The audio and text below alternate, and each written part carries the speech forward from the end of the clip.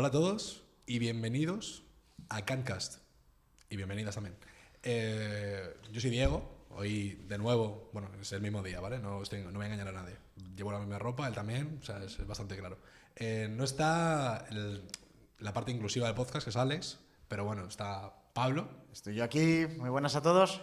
Que es la parte inteligente del podcast. Bueno, mucho me sobreestimas. Bueno, alguna tiene que ser Pablo. A quién le tenía que tocar, ¿no? Vale. Vale. Los otros dos patas no. Y hoy estamos con un invitado muy especial. ¿Vale? Preséntalo, Pablo, que tú lo conoces más que yo. Sí, yo conozco bien al invitado de hoy.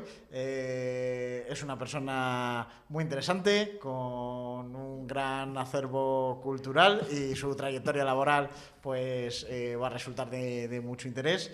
Y sobre todo porque hace unos pocos programas tuvimos a Luis, ¿verdad?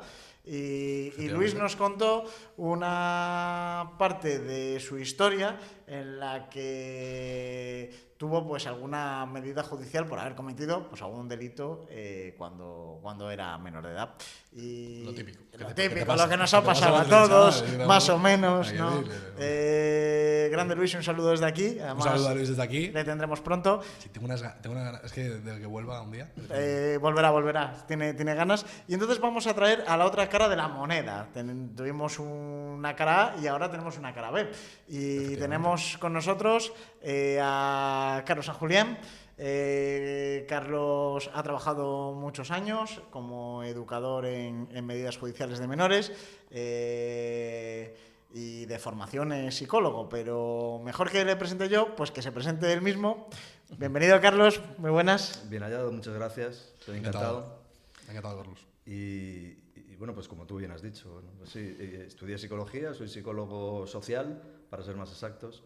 Y he trabajado en medidas judiciales durante 16 años. En este momento no ejerzo como educador ni como tutor de medidas judiciales, pero bueno, sí tengo una experiencia profesional al respecto, sí. Amplia. Vale, para empezar, vamos a hablar un poco de lo que es una medida judicial de menores. Para la gente, para que sepa de lo que hablamos un poco, ¿cómo la podríamos definir, Carlos? A ver, una medida judicial en menores es una sentencia que impone el juzgado, en este caso en Cantabria, el Juzgado de Menores Único de Santander, por la comisión de un delito menor o dependiendo de la gravedad, pero una medida judicial principalmente es eso, ¿no? Una sentencia que puede ser de distintos tipos dependiendo de la gravedad del delito. Me ha costado decir delito, iba a decir faltas porque antes había faltas y delitos y ahora ya no hay faltas y delitos, ahora solamente son delitos. Son ¿no? delitos. Son delitos. Porque ahora hay delitos leves, ¿no? Eso es, y delitos graves. ¿Qué tipos de medidas hay? O sea, ¿cuál sería un poco el catálogo con el que cuenta un juez de menores que se encuentra un chaval que ha cometido algún delito y que le tiene que imponer algún tipo de sanción? ¿De qué edad a qué edad? De 14 a 17 años, de 14 a 17. hasta el límite de la mayoría de edad. O sea, antes de 14 años no entraría por ahí, ¿no? Antes de 14 años no hay responsabilidad penal en el menor. Vale, luego hablaremos de ello y luego pues comentamos un poco, sí, además algún caso de rabiosa actualidad que tenía para después. Sí. Te preguntaba un poco por el catálogo, que nos explicaras un poquito a la gente para que sepa qué tipos de medidas son posibles para un juez. Sí. A grandes rasgos, hay dos tipos de medidas en cuanto a bloques, que son las de privativas de libertad y las de medio abierto.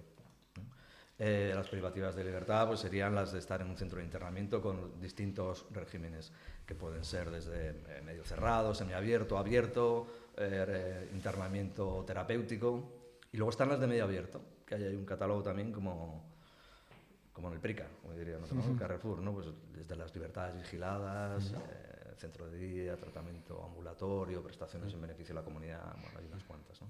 ¿Qué tiene que hacer un chaval para que se le procese? O sea, por ejemplo, un ejemplo de delito, para que llegue al punto de que le tengan que... Mira, los delitos están tipificados en el Código Penal, son los mismos que para los adultos. Lo que pasa es que el régimen sancionador es distinto en los menores que en los adultos. Es más, no solamente es sancionador, sino que una medida judicial tiene el ámbito de ser sanción y ser educativo. Tiene las dos, van unidos.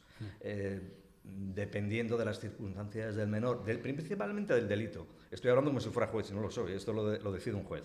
Dependiendo del tipo de delito y de las circunstancias del menor a nivel familiar, social, formativo, etcétera, que siempre asesorado por un equipo técnico que está en Fiscalía de Menores, se le impone una medida judicial al menor.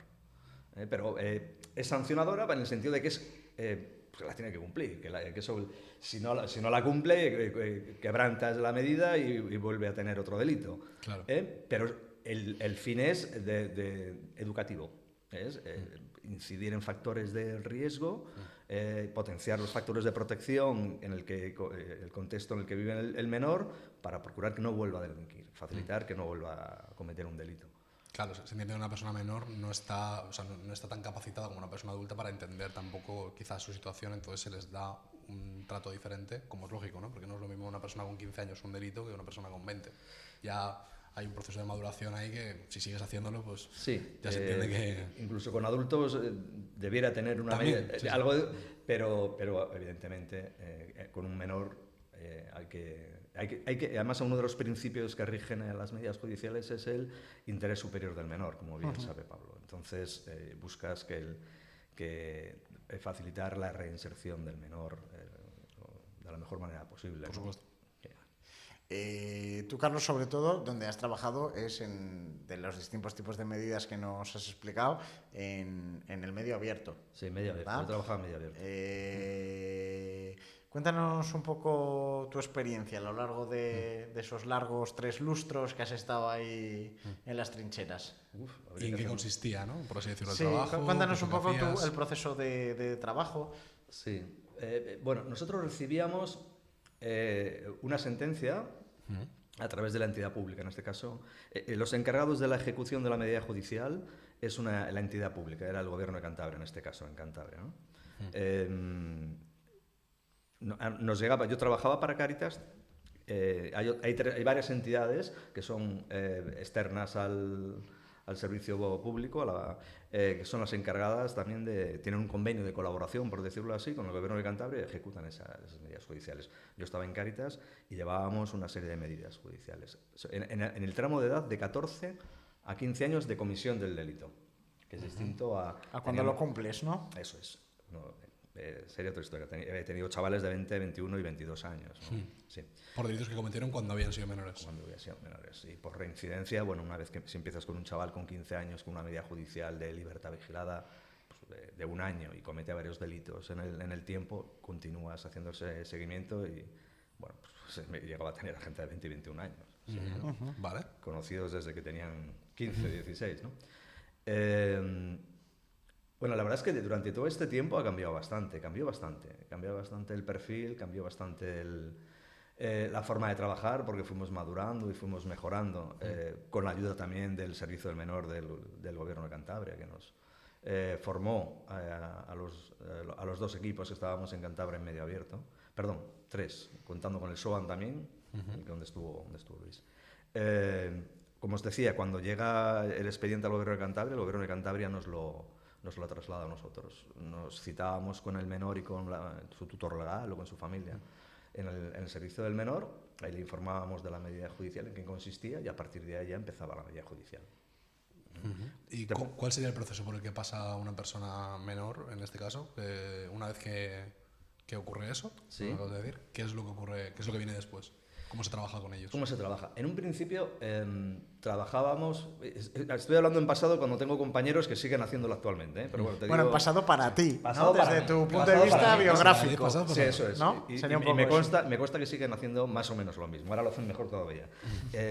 Pero tienes 2 o 3 entrevistas, que la frecuencia la pautas tú como educador, que suele ser una vez a la semana, en el que intentas conocer al menor en sus distintos ámbitos, el familiar, el formativo, el social, el personal, y con eso valoras qué factores de riesgo y de protección tiene.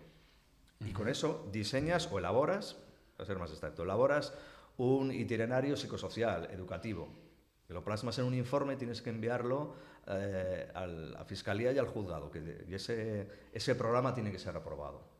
Tienes una serie de objetivos con una serie de actividades que vas programando en el tiempo, pautando, interviniendo con ese menor a nivel, te digo, social o personal, familiar, del que, Claro. que ahora, para mí era lo más importante. Pero bueno, luego si queréis hablamos de lo que es la... Sí, luego incidimos en la importancia de la familia, de en la la formación familia, de un ¿no? menor. Sí. La ley en la que nos enmarca la medida judicial, que es la Ley de Responsabilidad Penal del Menor del año 2000, marca, y su reglamento marca unos tiempos de cuándo tienes que informar al juzgado. Por ejemplo, tienes este programa inicial le tienes que hacer antes de los primeros 20 días, desde que le conoces en el servicio del menor al chico o la chica. A los 3 meses tienes que hacer el primer informe de seguimiento. Me estoy fijando sobre todo en las libertades vigiladas, que eran como es la medida judicial estrella, por decirlo de alguna manera, porque es la que más se impone. Vale. Dentro del medio abierto, ¿eh? Es la que más se impone. Si hacíamos la memoria a final de año de que habíamos trabajado, las medidas judiciales que contabas, sí.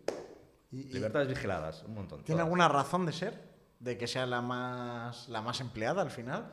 ¿Por su eficacia, por su integralidad, por alguna otra razón?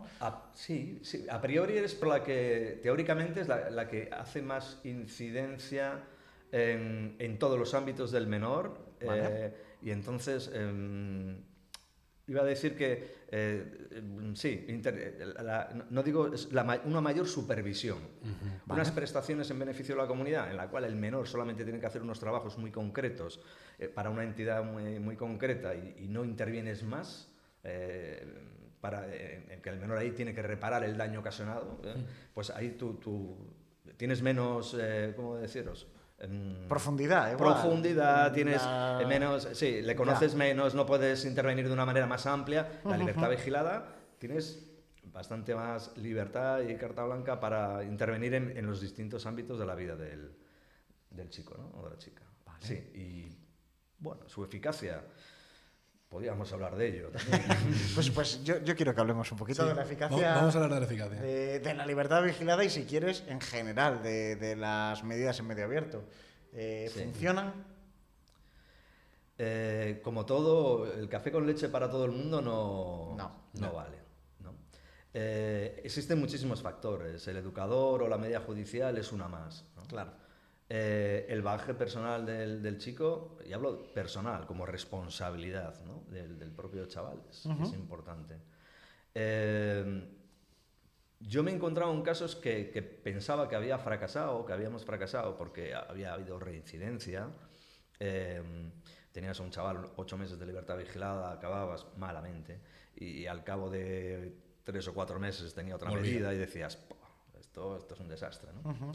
Sin embargo, pasado el tiempo, cuando ese joven es adulto, pues te encuentras casos en los que te paran por la calle, te conocen o tal, y te dicen, joder, si me he acordado de ti porque de todo lo que hacías, lo que dijiste, lo que dejaste de decir, no sé qué, no sé cuánto, y bueno, pues mi vida ha cambiado, ya ese mundo en el que tanto me gustaba, por decirlo de alguna manera, o me sentía cómodo, bueno, que también habría que hablarlo, porque sería cosa de... pues se acabó y me he acordado muchas veces de las cosas que nos decías, ¿no? Por eso digo que la inmediatez en cuanto a la medida judicial, no siempre. Hay veces simplemente que para un menor, el hecho de pasar por el juzgado, ser detenido y encontrarse en esa situación de... Ya vale. Aún así se le impone una medida judicial de libertad vigilada. Entonces dices, bueno, pues la intervención de los educadores ha sido maravillosa. No. Entonces ya ver. Sí. El chaval ya venía solo por ir al juzgado ya... Solo con ir al juzgado ya ha sido suficiente. Y otros, sin embargo, no. Ya. Entonces digo que son muchos factores, como todo, ¿no? Sí, Nada, habíamos hablado antes un poco de profundizar en lo que era el peso familiar, un poco de ese soporte del entorno familiar. ¿Qué conclusiones has podido extraer tú en 16 años? Sí, porque hablando de factores Es uno que se entiende que es primordial. ¿Cómo has visto tú los entornos familiares de este perfil de jóvenes? Para mí es fundamental. Cuando en una medida judicial, y vuelvo a lo mismo, principalmente en la libertad vigilada, porque tienes más tiempo para estar tanto con el chaval como con su familia, ¿no? Con otro tipo de medidas que son más cortas en el tiempo. Si la familia se implica, si hay una coherencia en cuanto a lo que dice y lo que hace con su hijo, sabes que el éxito va a ser mayor. La moral, los valores, ya sé que puede sonar un poco retrógrado tal, pero es fundamental. Y eso no es... al principio, cuando me decías de mi experiencia, en un principio, cuando yo empecé, la mayoría de los chavales que tenía eran de extracto social humilde. Pero eso a los pocos años pasó. Eran de todo. Os podéis imaginar de qué extracto social llegaban chavales con medida judicial. De nombre compuesto, como digo yo, ¿no? Claro, y luego rascas un poco en la familia con el padre y tal, y la madre, y dices, pues, me creo que lo que está pasando aquí. Sí, bueno, al final el hecho de... O sea, puedes estar bien educado en un ámbito humilde y puedes estar muy mal educado en un ámbito... Totalmente de acuerdo. A eso me refería, que es que si no me explico a veces bien. No, sí, estás explicando perfectamente. Estaba subrayando. Complementábamos. Sí, perfecto, sí, es eso. Son los valores que hay y la coherencia, ¿no? Si un chaval, hablábamos antes fuera de grabación de la empatía, pero si los padres valoran que el bienestar del menor siempre es el que esté contento y esté bien, eso no va a ayudar a su capacidad empática. Pero eso no es solamente exclusivo de las clases pudientes, por decirlo así. Los tienen No, eso es en general, sí. Entonces ahí veíamos un factor de riesgo en esa... Me imagino que cuando hacías las entrevistas con los tutores legales de los menores, verías que muchos de ellos, pues eso, te dirían, pues no me lo explico, es que no lo entiendo, es que yo siempre digo que tal, y que luego a lo mejor haciendo la entrevista con ellos, tú mismo te dabas cuenta de que quizá el problema eran ellos incluso. Sí. Gente que le parecía, wow, como mi hijo, y luego decías... Claro, claro, muchas veces te dabas cuenta que la dinámica familiar no era la idónea. No hablo de incapacidad, sino que, bueno, todos hemos sido jóvenes. Yo hace mucho ya, ¿no? Pero hace mes y medio hace mucho ya. lo ha dejado. Pero todos hemos tenido nuestro punto de rebeldía en distintos niveles. Entonces, cuando un chaval sufre en su vida familiar, por lo que fuere, ¿no? Te digo, por la dinámica, no vamos a entrar en qué conceptos o en qué cosas, la rebeldía le sale por algún lado. Entonces, busca referentes fuera de casa, por lo que fuera, porque no se siente querido, no se siente comprendido, no se siente aceptado, o simplemente utiliza determinadas incoherencias entre los familiares para el sacar provecho, que también, porque la responsabilidad del menor también está ahí, ¿no? Sí, por supuesto. Entonces, la familia, fundamental, importantísimo. ¿Dirías que es el principal factor? Para mí sí. Porque un chaval puede cometer un delito. Podría deciros además que para mí está demasiado judicializado todo. O sea, hay muchas veces que se lleva a juicio cosas que se podrían haber arreglado de manera extrajudicial. Pero bueno, eso es una opinión de Carlos Fernández. Pero sí, hay una parte importante, sobre todo cuando hay una reincidencia o la gravedad del delito. Sí, no es lo mismo tener una libertad vigilada por haber tenido una pelea en la calle y otras es esa reincidencia o un robo con violencia o una agresión sexual por decir tipologías de delitos más graves que cuando escarbas un poco dices, coño. Claro. ¿Cuál dirías que es el que tiene mayor índice de reinserción? O sea, ¿qué tipo de delitos los que tienen? ¿Qué delitos ves tú que dices, el que ha hecho esto es raro que luego veas que sea rehabilitado? No te sabría decir. Porque hay muchachos y jóvenes que para mí recuerdo en los inicios que los robos con violencia me parecían especialmente crueles, sobre todo en algunos, y luego hay chavales que no solamente han reconocido su error, que es una parte de los objetivos de las medidas judiciales, sino que se han arrepentido de aquello. Y sin embargo decías, joder, pues, si lo ha cometido 4 o 5 veces. Bueno, eso no significa que lo vaya a seguir haciendo no es determinante al final. Sí, es cierto que es un buen predictor. Sí. Para futuros, pero y sin embargo hay otros tipos de delitos, por ejemplo los agresores sexuales, ahí no nos equivocamos demasiado, ¿no? La reincidencia es alta, ¿no? Sí, o al menos nos hemos enterado después de que siendo adultos ha habido más agresiones. Pero tampoco tenemos una estadística y un seguimiento como para darte un... Bajo tu percepción, ¿qué delitos eran los más comunes en la población juvenil? Robos y lesiones. Robo y lesiones. Principalmente eran los que más Y a veces de la mano, ¿no? Me imagino. Muchas veces de la mano.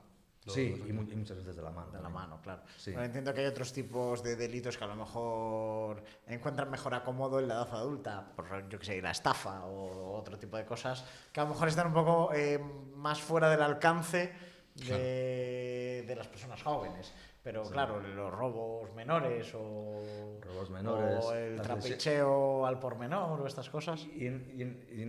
Veíamos mucho reincidencia, por ejemplo, en lesiones en chavales con mucha frustración, mucha rabia acumulada, poca tolerancia a la frustración. Entonces las salidas nocturnas generaban delitos de este estilo, ¿no? Peleas que acababan en un juzgado, ¿no? El perfil se ve, además. O sea, cuando sales, esto imagino que además lleva siendo así toda la vida, ¿no? Sales y siempre hay gente que dices, este se pega siempre que sale, y dices, bueno, pues si te pega siempre. Claro, pues eso es un síntoma, yo digo, de algo. Sí. Y principalmente, siendo menores, hay un dolor y un sufrimiento por parte del menor. Y no quiero convertirlos en víctimas porque tienen su responsabilidad también. Por supuesto. Que es lo que buscábamos siempre, que asumiera la responsabilidad del delito cometido y un arrepentimiento no forzado, sino que viera, el chaval viera que, joder, pues la verdad es que en este comportamiento no es lo mejor. Por supuesto que darle contexto al final solo sirve, yo creo, pues para poder identificar de dónde vienen los factores para luego poder trabajar con ellos. Pero al final el que comete el delito es el que lo comete. El brazo ejecutor es el que lo comete y es el que tiene que entender que es él el que ha hecho ese delito, no lo ha hecho su madre porque la ha tratado mal. Claro, esa madurez, que es lo que buscábamos con la intervención en medio abierto y medio cerrado también, ¿no? Esa madurez de asunción de la responsabilidad de la vida de cada uno, esa autonomía. Esa es lo que se intenta. Pero claro, con la medida judicial no vale. Tiene que seguir un camino ese chico y esa chica para ir a asumirlo. ¿Qué porcentaje tienes ahora que justo lo acabas de decir, de chico y de chica? ¿Hay más chicos que chicas? ¿Hay más chicas que chicos? Sí, son muchos más. Muchos más chicos, ¿no? Te hablo de memoria de hace 3 años. Habría un 20% de chicas y un 80% de... ¿Y había diferencia entre el tipo de delito que cometían? ¿O las formas de cometer? ¿Había una tendencia? En las mujeres que en los inicios míos en medidas era mucho menor, era un 5% o un 3% de mujeres, que subió luego al 20%, eran por lesiones. O sea, la violencia como forma de resolver los conflictos interpersonales, vamos a decirlo así. Vale, y luego los hurtos y robos también eran entre las mujeres. Sí. ¿Y ha habido un porcentaje que ha acabado trasladando su situación del medio abierto al medio cerrado? Sí, muchas veces. Muchas veces. Muchas veces la reincidencia llevaba, o el incumplimiento de una medida judicial, como por ejemplo una libertad vigilada, podría llevar aparejado el ingresar en un centro de internamiento. Sí. Sí. Antes hemos hablado un poco de la edad, ¿no? Donde empieza la responsabilidad penal del menor.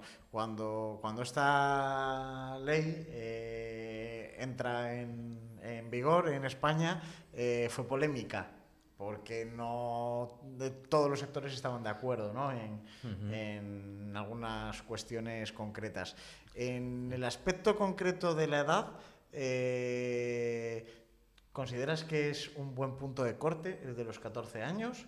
¿Consideras que, vamos a decir, a nivel científico se entiende que hay una madurez cognitiva y de desarrollo por la cual se fundamente que sean los 14 años donde esté la responsabilidad penal? Me parece que está alto, ¿eh? O sea... ¿O se debería rebajar?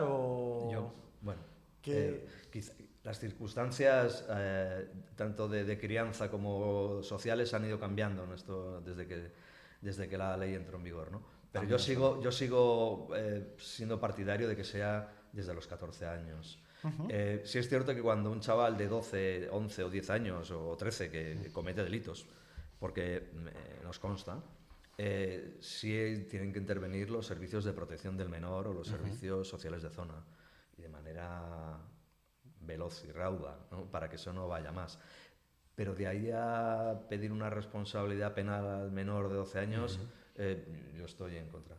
Sé que hay casos muy mediáticos con 12 años, 13, pero son excepciones. Son las excepciones. Claro. Entonces yo creo que no se puede legislar en base a excepciones. No puedes tomar el todo por la parte en todo, porque si no, es que este debate que entró cuando se puso en marcha la ley, pues con lo acontecido en nuestra comunidad autónoma hace muy poco, con el tema de Castro Urdiales, es como que se ha puesto otra vez sobre la mesa, ¿no? En el tema del parricidio, bueno, había uno menor de 14, otro no, y entonces... Cuenta el caso, si quieres, para...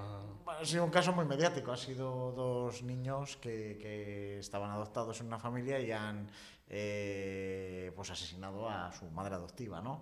Y entonces uno de ellos sí que ha tenido, por superar los 14 años, una medida judicial sí. Y el otro no. El otro, como bien ha explicado Carlos, y así está en toda la normativa especializada, pues lo que ha tenido es intervención inmediata de servicios sociales, ¿vale? De los servicios de protección de menores. Pero claro, digamos que a nivel de opinión popular, la gente, o por lo menos algunos segmentos de población, demandaban pues un poco a veces pues en términos de jauría, ¿no? De plan, sí, a ver, también que es que pague, la gente tal, porque entiendo la crudeza del hecho y tal, yo soy sensible a lo que ha pasado, pero sí que es verdad que... ¿Cuántas veces pasa algo así? Es que es claro, muy que raro. regular en base a excepciones en esto y en cualquier otra cuestión, cualquier otro fenómeno, es complicado, ¿eh? Yo me mantendría con perspectiva. Sí. Tú, Carlos, ¿cómo crees que se debe enfocar un caso como este, por ejemplo?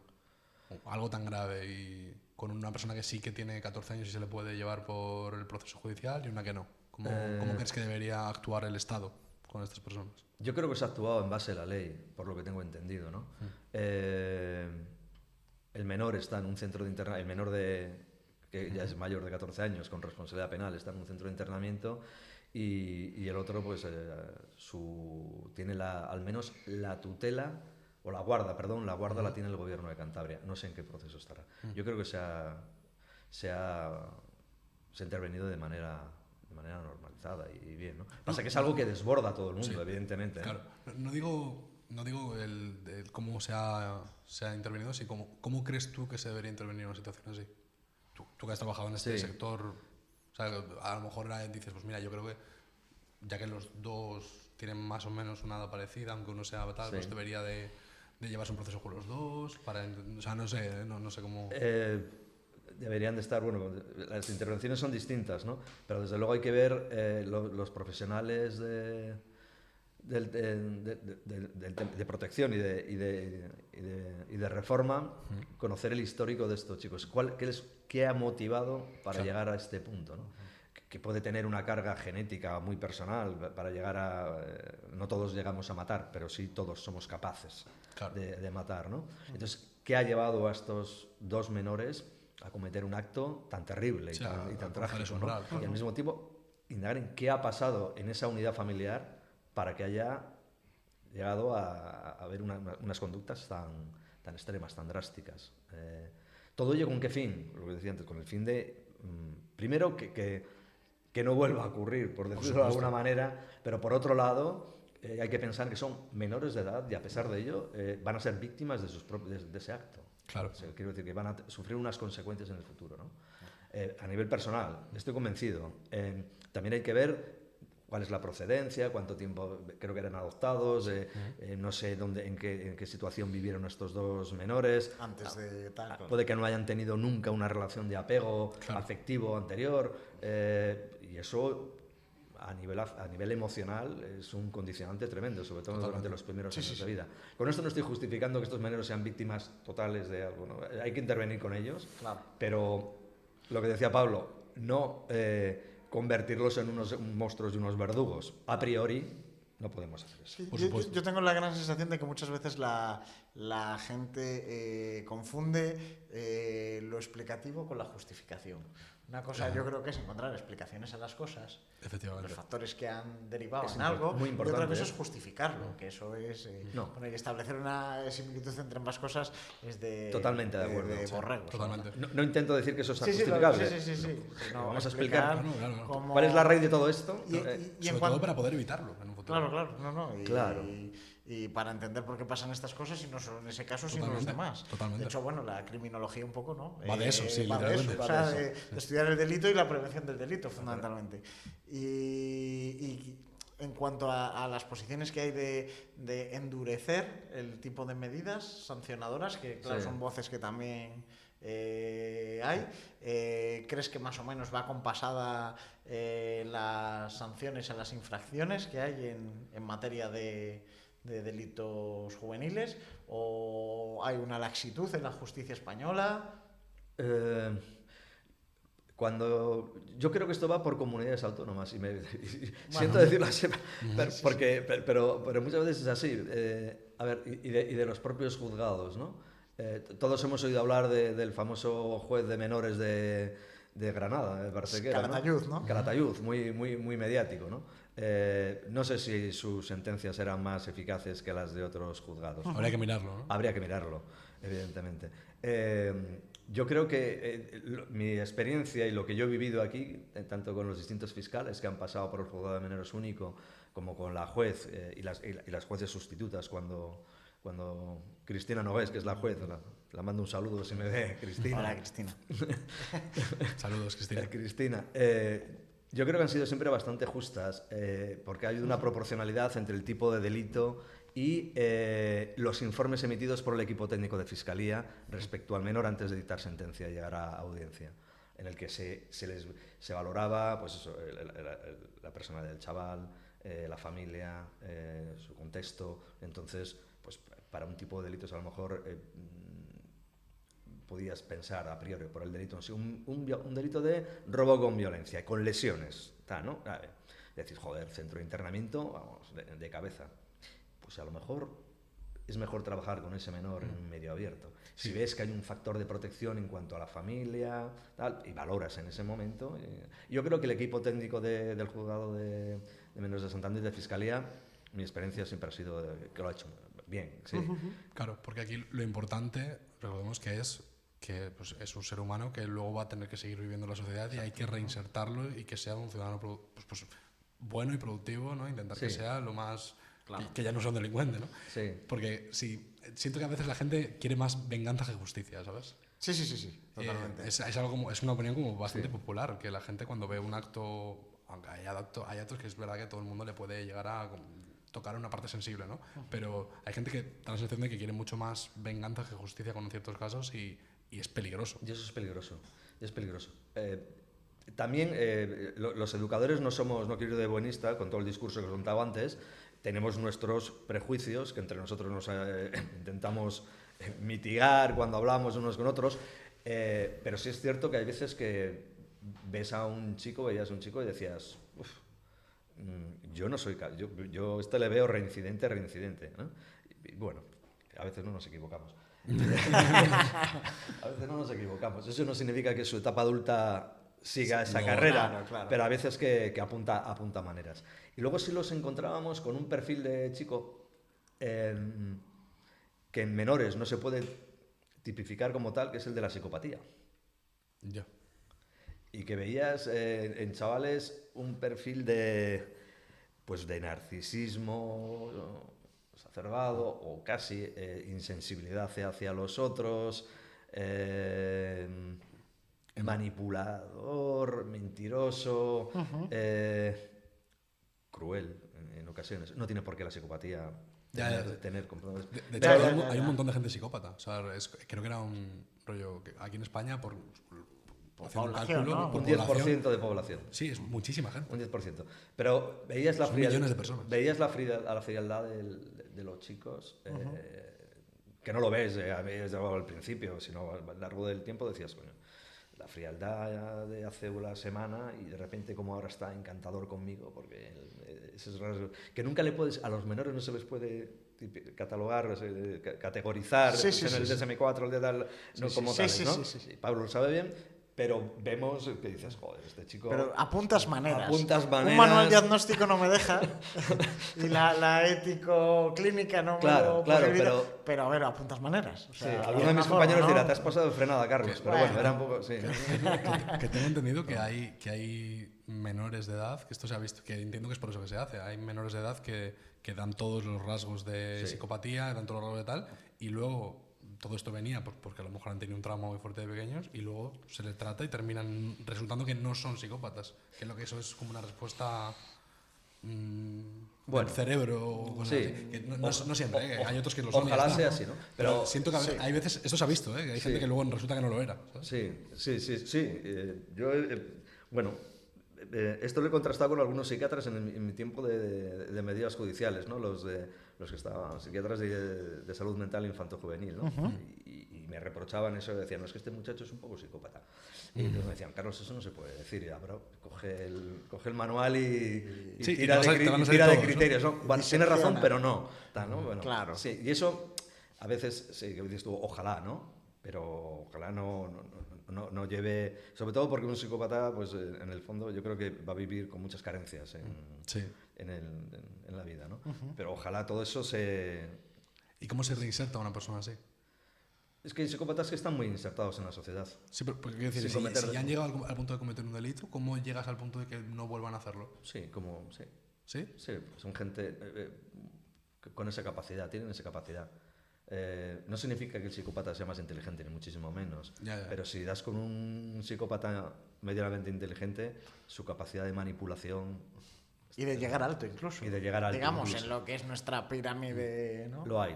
Yo creo que lo hay. Y eso que el psicópata en sí no mide a veces le da igual las consecuencias. Puede ser muy explosivo emocionalmente y conductualmente, ¿no? Pero es capaz de medir, de calcular también, ¿no? Y eso sí lo he vivido con chavales que me han asustado. Ahora estoy poniendo cara a dos. Mismo, no sé qué se habrá sido de ellos, pero dije, madre de Dios. Ya. Con 16 años y... Y tratándose de jóvenes y de la importancia que a lo mejor tiene pues el grupo de iguales, ¿no? Y estas cosas, tema bandas, pandillas, en nuestra realidad de aquí, ¿había?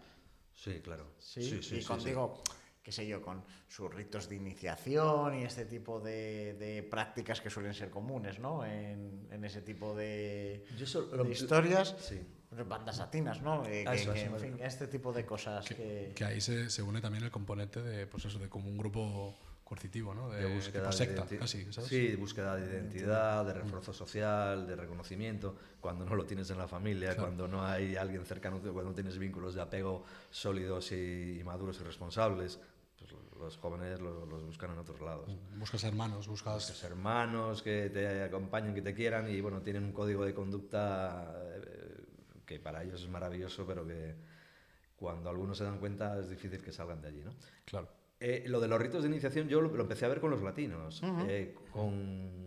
con las... Uno que ya tiene cierta edad, que las bandas eran más por zonas, yo creo que no existían. Vivías eran allí barrios, y punto. eran barrios y ya Claro, está. no, eres vecino de... Claro.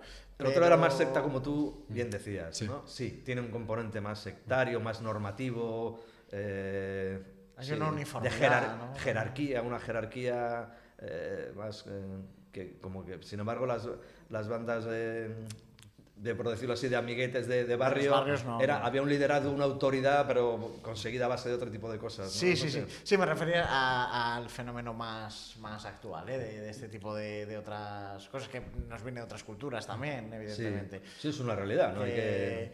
Que esto lo hablamos en el primer podcast. El primer podcast que vino, que era un... ¿Con Quique? Quique, que es portero de discoteca. Un saludo, Quique. Un saludo a Quique desde aquí. Que curiosamente él decía que, por su experiencia siendo portero de discoteca muchos años, antiguamente había más peleas, porque ocurría eso, que gente de un barrio, gente del otro, Sí. yo qué sé, lo típico. Los pesqueros se encontraban con Sí. los de tal y se pegaban. Sí, ¿no? con los de Cueto, los de la Claro, Albricia o tal. y se pegaban todos entre ellos. Que ahora ya no ocurre tanto. O sea, que efectivamente existen bandas pues, que tienen ese componente más de secta, pero que son como núcleos más aislados y no ocurre que salgan por mitad del centro de Santander y se peguen. Eso, Y que tampoco es una realidad que nos haya llegado tanto, que es una realidad que a lo mejor está más en grandes urbes. Que aquí en sí, Santander sí. no es un Desde su punto de fenómeno. vista, desde el punto de Claro, vista de desde que su punto trabaja de la vista noche. de estar en la noche en una puerta. Sí, y por mi experiencia, por lo que decís, estoy más o menos de acuerdo. Ahora o lo eran hasta hace 3 años, eran bandas o grupos mucho más permeables. Digo permeables que fulanito está con menganito y forman Ya. un grupo 5 o 6, pero que al mes siguiente está con otros... Y peleas hay. Yo creo que debe haber peleas todos los fines de semana. Yo no sé algo. Antes Sí, lo que sí. decís eran más de quedar las Sí, bandas a tal. se pegaban, Y sí. de mi juventud así era, ¿no? Y ahora debe ser más espontáneo o más personal. Sí, eso puede ser. O algo más personal. Puede ser. Ya. ¿no? Sí. Y luego pues, que tienes tus acólitos alrededor que te amparan o tal, o te defienden para tal. Pero Totalmente. bueno, creo, no lo sé. Y otro asunto que está también relacionado, que yo creo que es interesante que hablemos, las redes sociales. Los chavales y las redes sociales. El acoso o otros tipos de conductas. ¿Qué es lo que tú has experimentado con eso? Porque tú, Carlos, viviste, al principio entiendo, el que no hubiera prácticamente cero. redes sociales. ¿Y cómo implementasteis vosotros el hecho de que de repente se podía acosar a través del móvil o del ordenador? Acosar, había más libertad para decir cosas que podrían generar. Era una forma de hacer daño al de enfrente sin estar presente al otro. Y las redes sociales pues han sido para mí un fenómeno pernicioso, sobre todo en ese sentido, ¿no? Sí. Que mucha gente, bueno, quedaban para pegarse de esa manera, o se ofendían a través de las redes sociales, ¿no? O amenazas. Hemos tenido media judicial por amenazas reiteradas a través de que no eran cara a cara, como era antes, ¿no? Totalmente. Y luego la búsqueda de refuerzo a través de las redes sociales y no de las relaciones personales, con todo lo que es componente de autoestima sesgada o inflada, o al contrario, de generar en los chavales, por no tener un determinado reconocimiento, una autoestima baja, porque enfocan su atención no en cuántos amigos tengo de verdad, sino en cuántos like o followers, amigos o foros o tal tengo, no sé, no me explico. Nosotros tenemos pocos suscribidos. Ya es verdad, sí, hay que suscribirse. Que en porcentaje de visitas suscriptores tenemos más visitas que suscriptores, ¿sabes? Es que hay que suscribirse, gente. Sí. Si no, vamos a tener que seguir madrugando y trabajando. Efectivamente. Bueno, habla por ti, Pablo. Pero yo te sostengo a ti de alguna Ahí manera. está, sí. Tu pregunta estrella a todos los invitados. ¿Qué dirías que es lo que más te gustaba, lo que más te llenaba del trabajo? ¿Cuál era el mejor momento del trabajo? ¿Cuál era el mejor momento? Joder, O lo mejor que te llevas tú de ahí. Sí. Cuando una familia te estaba agradecido. Te agradecía tu implicación. Hay veces que tú no llegabas, pero le derivabas a otros servicios. Hay veces que ellos tenían vergüenza, culpabilidad de muchos padres respecto a cómo, por la conducta de sus hijos, incluso por una paternidad malentendida, maternidad malentendida, escondían o amparaban determinadas cosas, ¿no? Y entonces al tú darle cierta normalidad, ponerte en el lugar de ellos, hablarlos y tal, al tiempo, pues empezaban a ejercer de padres de verdad, ¿no? Se trabaja con los padres también, entiendo, ¿no? Se trabaja también con los padres. Sí, entiendo. claro. Para mí era muy importante si los padres se dejaban, evidentemente. Claro. Y cuando estaban, ese agradecimiento, pero no en el momento, sino después, que todavía te paran por la calle, te dicen algo, te recuerdan, que tú les miras y dices, joder, pues me suena tu cara, pero mira, si ellos te conocen por nombre y apellidos. Para ellos fue un momento muy importante para ti. Nombre y apellidos y tal, y dices, pues eso sí. Y luego, pues que he hecho, en mi trabajo he vivido momentos maravillosos con mis compañeros. Claro. Y no solamente de mi grupo, sino con los otros. Yo creo que ha sido la mejor época de mi vida. He trabajado en tema de toxicomanías antes y yo el mundo de la media judicial, yo estaba... Sí, ha sido lo mejor que me ha pasado en el mundo laboral. Qué bueno. Es una cosa súper interesante. Aparte, es una labor importante porque es vital en una sociedad que la gente menor... Claro, hombre. ¿Sabes? No llegan al punto de cometer delitos todavía más graves y tal, y si lo puedes atajar desde el principio, pues mucho mejor al final, ¿no? Claro. ¿Y cuál sería lo peor? El peor. Lo peor del trabajo, que es lo que te hacía sentir mal, lo que decías, joder. Sí, alguna experiencia. Sí, experiencias negativa. Experiencias negativas ha habido, pero como yo creo que como en cualquier trabajo, ¿no? Hay gente que puede pensar que vivimos en un mundo, nuestra vida laboral estaba en un mundo delincuencial, de amenaza, de tal. Y yo no he sufrido, o no las he vivido como amenazas grandes, y sobre todo de los menores. Han sido respetuosos, entre comillas, cuando les has dicho, no me sigas hablando así, y a la tercera le dices, levántate y larga. Sin embargo, las amenazas las he sufrido de los padres. Ajá. O sea, cuando ha habido amenazas de sé dónde vives, porque si te refieres a los malos, han sido esos que luego minimizas, pero eso han sido de familiares. Que ahí es cuando el momento dices, bueno, ya sabemos por qué este chico está cometiendo delitos. ¿no? Evidentemente. La ecuación ya estaba resuelta. Ya Sí. está, 2 más 2. Me parece muy interesante, la verdad. Pues- Y tiene que ser complicado, la verdad. Justo te lo decía, creo que te lo he dicho antes de empezar a grabar, que entiendo que tienes que ser una persona empática para poder entender Sí. cómo llegan esos chavales a ese punto y tal, etcétera. Sí. Pero también simpatizas demasiado, es un trabajo en el que te puedes llevar mucho para casa malo, Claro. negativo. Yo creo que lo peor es querer salvar el mundo, responsabilizarse de algo de lo que no eres responsable. O sea, tú puedes dar algo de ti para ayudar a las personas que tienes delante o acompañarles en ese proceso que tienen en ese momento con una sanción judicial, una medida judicial, e intentar ayudarles, ¿no? Claro. Que a algunos puedes y a otros no, porque la receta no la tienes. Y la receta aquí no hay café con leche para todos. Yo he podido ser un buen educador para algunos y para otros malo.